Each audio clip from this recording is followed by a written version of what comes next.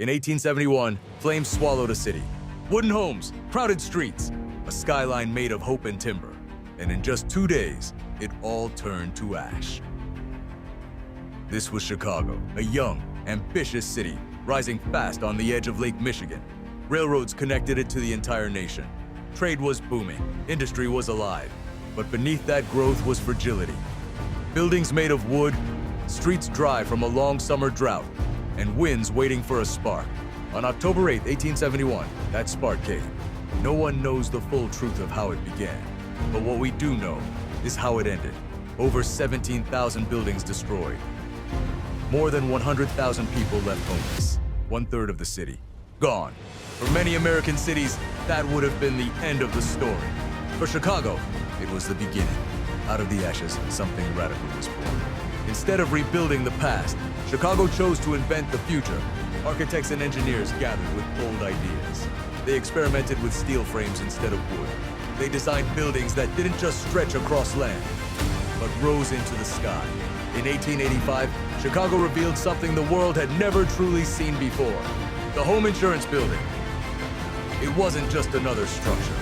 It was the world's first skyscraper. And with it, Chicago didn't just rebuild. It redefined what a city could be.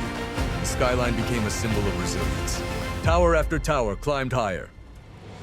Innovation turned into identity, but the struggle didn't end there. In the 1920s, Chicago became a battlefield of another kind. Prohibition outlawed alcohol across America. But in Chicago, the underground economy exploded. Speakeasies flourished, organized crime took control, and one name echoed through the streets, louder than any other. Al Capone, the city that survived fire, now wrestled with corruption and violence. Headlines spoke of gang wars, the infamous St. Valentine's Day massacre, and a city divided between law and lawlessness. Yet even in that chaos, Chicago continued to build. It hosted the 1893 World's Columbian Exposition, a global event that lit the city in electric light and presented it as a beacon of modernity. It engineered deep dish pizza. It shaped blues and jazz. It built architectural masterpieces along the Chicago River. And over time, the narrative shifted. Chicago was no longer just the city that burned. It was the city that refused to fall. Today, its skyline stands as one of the most powerful in the world, crowned by icons like the Willis Tower. But look closely at those steel giants. They are not just buildings. They are scars turned into strength. Failure turned into foundation. Ashes turned into ambition. Chicago teaches a simple truth. Sometimes destruction is not the end. Sometimes it is the test.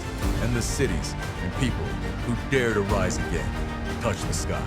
If you want to see more powerful historical journeys like this, subscribe to Timescope4ds.